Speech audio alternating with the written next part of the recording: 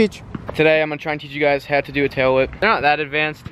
It's just like commitment, honestly. It's a little harder than like say learning a bar spin. Bar spin's kind of a commitment trick as well, but it's a lot less effort than a tail whip. Tail whip is a little bit more effort involved. I'm gonna run you guys through some of the steps that it took me to learn them. I think I learned them fly out first. Yeah, I'm pretty sure I learned them fly out first.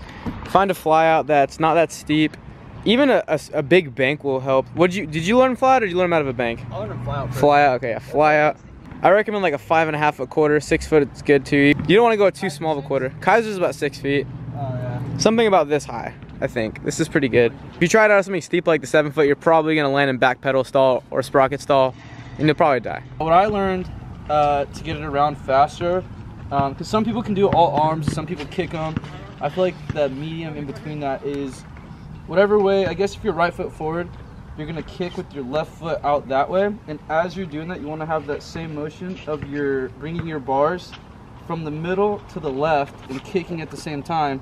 And then as it's coming around or as it's going like that, you want to pull this way, and it's gonna whip the bike around. So kind of like one motion, and then bring your foot back over it. Like, that's a good point on my cast, because if you're gonna have that, you want to bring it like that, and it stays level. Another thing is staying level. That's like the main tip. I see kids when they come out, they fly out of the ramp and their bike's like up here and shit. Don't do that. That's just, you're not gonna get it that way unless you do like super whips, which is very dangerous. You're gonna want to make sure your bars are gonna be where they were when you took off. So say if like you're kicking like that, when you come back to land the whip, they want to be back in front of you again, so they're not in front of you and they're way up here. You're either gonna land in a manual and loop out, not gonna be able to catch anything because it's gonna be too far away from you. Most likely that's what's gonna happen.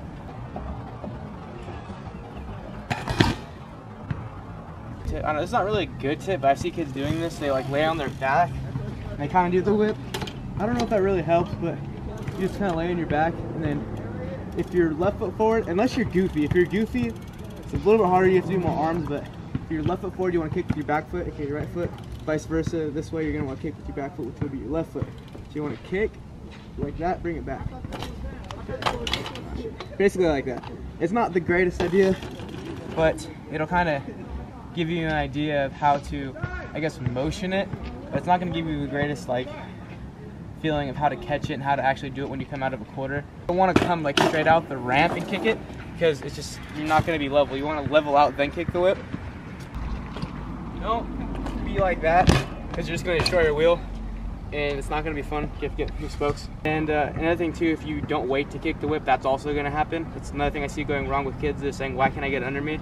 Because you're kicking it way too early. You want to wait like a second until both tires are out of the coping, and then kick. Out, and you're kind of going forward. You can kick it, you can still kick it like this, but after you kick it, you want to lean forward after. That way, when you land, you're level. All right, so catching the whip, there's two ways you can catch it. There is the way you let the bike land and hop on after, which I used to do when I first learned them. Not the greatest way, because double dribbling can sometimes mess you up, kind of make you go off balance a little bit. It doesn't look as clean. And there's a way you catch it in the air. When you catch it in the air, what you're going to want to do is, as it's coming around, you're going to look for your front pedal, or like whatever foot you're catching with, and as it's coming in, it's going to want to have your foot right here. So you're going to stop it right here, and you can either land on the crank arm, which is what I pretty much do, because it's not that big of a deal in my opinion. Some people give me shit for it. Or you can like catch right here and then bounce to your pedal like that. Or you can just let the bike land and then land on the pedal. Realistically, it doesn't matter. For me, if I land a tail whip, I'm stoked. So I mean, I feel like once you do it enough, even if you do catch crank, eventually you'll start to learn how to catch pedal. It'll become like a motion you learn. Yeah. Honestly, don't even think if I tried to double dribble now I could. It's like I just completely blocked it out. I used to do it a lot, and it was like, it's scarier that way. You can roll your ankle more that way when you double dribble. The best way I figured out how to keep my legs sucked up too is another thing is people keeping their legs sucked up, because I see people like they'll like do the whip, they'll get it next to them, but their feet will like hit the ground way before their bike does, and basically what that means is you're not aiming for your pedals, you're aiming for the ground. I did that for like 5 months, I think. Yeah, about like 5 months of me just doing that. Like I would get it under me and catch one foot on, and I would always aim for this foot, but I never really tried to get it back there, and that was my main issue. I'd always aim for the ground. Even my dad told me one time, I asked him why I couldn't land him. He doesn't even ride BMX. He's just this old guy who knows nothing about BMX. Thinks he knows everything, but I don't know. He's something else. But he basically told me, full quit being a pussy and quit. Your foot's aiming for the floor, not the pedal. And I realized, oh shit, this old guy's kind of right. So I took that advice. I kind of started doing it more, and then this isn't the best way to do it. Best analogy, I guess. I basically pretended like the floor was lava, and if I didn't land it, my parents would die. So I hit up the stakes, and I landed my first ever whip that way. I caught like my tire in my back foot, and it kind of hurt, but I landed it. Then after that, what I did was, what did I do? Oh, this guy. Okay, I was at this skate park, and this guy told me, just clench your butt cheeks, and it actually works. When you clench your butt cheeks, it kind of sucks your legs up like that, like doing a butt flex. What are they called? I don't know. I don't know what they're called. You basically flex your ass cheeks, sucks your legs up, and then you land on it after. I've never heard that. I did was I did this. I would ride up next to my bike. I'd do this on the floor. Just go like this. Trying to hop on my bike after like that. I mean, that kind of helped a bit, I guess. I don't know.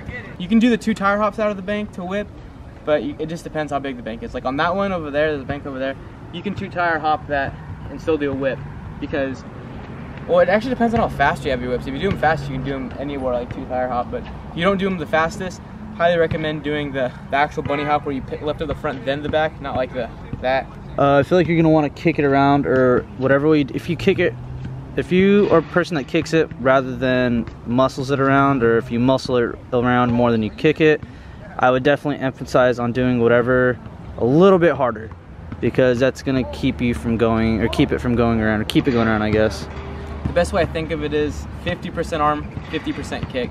The kick is the first part, and the arm's the second part. What I do is I kick with my back foot, the rest is the arm, and it kind of comes under like that. I'll do it over that little box real quick. Haven't done that in a long time, but fuck it.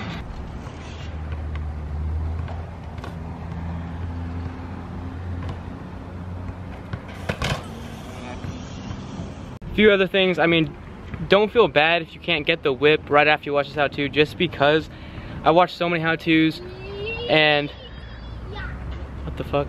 I watched so many of these how-tos on how to whip, and it took me a while to get it. I really gotta keep trying this trick. You can't really learn this one overnight. I mean, some people can. It's not the easiest trick to do overnight. But if you really follow the advice, just commit. I mean, realistically, how-tos on this trick don't always work. But if you just keep trying it every single day, a couple times a day, I mean, eventually you'll get it. It just happens. There's a point in time where like I was trying it for like 6 months and I just didn't think I was gonna be able to do it. Eventually, it happened one day. I got it. So I hope you guys enjoyed this video. I mean, I really don't feel like I said too much that I haven't seen in other how-tos. But if you did enjoy, be sure to drop a like, comment, share, and subscribe. Also, if you're new, be sure to check out some of my other videos. I do film daily vlogs. I've been uploading every single day now for about like 4 months, I don't even know. I upload every single day, though, BMX content, so be on the lookout. I upload every single day at 2 p.m. PST, which is California time. If you guys do end up enjoying, be sure to subscribe and turn on post notifications to be notified when I do upload. If you have any other questions on how to do this trick, please DM me, feel free, at the BMX Can. I'll answer any questions that you may have about this trick that I may have left out of the video. I'm gonna close this video out now. I hope to see you guys tomorrow. Later.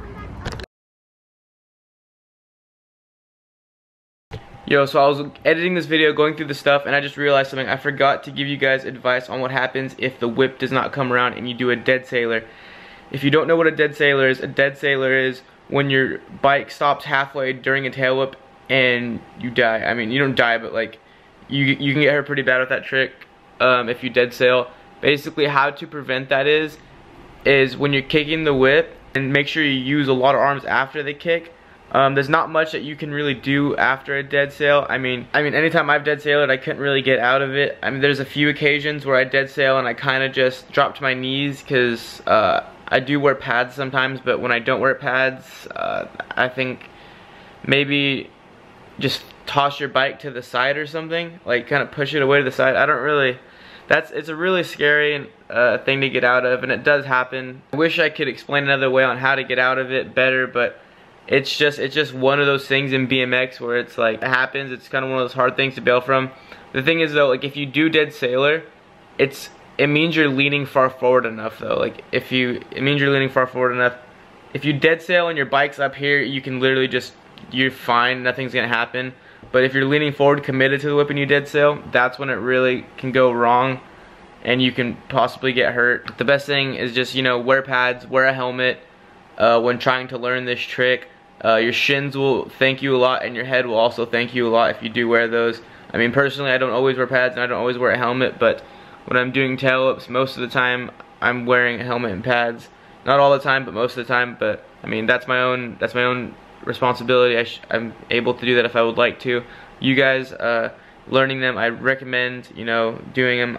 I've been doing tail whips for quite some time now, so I mean, I know what I'm getting into. But if you guys are still learning them, and it's kind of scary, but just, you know, try to stay relaxed. If you can, try to push your bike away and wear a helmet and pads. But yeah, that's all the extra tips I think I have for that. Oh yeah, also another thing I left out, if you're goofy footed, I talked about kicking and using arms. If you're gonna do goofy footed whips, pretty much a switch whip, you're gonna want to use, instead of 50-50, you're gonna want to use like 60% arms. Actually, you're using like 70% arms and 30% kicks. You're gonna give it a little kick, but you're gonna want to use most of your arms. But yeah, that's all the extra tips I have. The video's over, by the way. Okay, bye.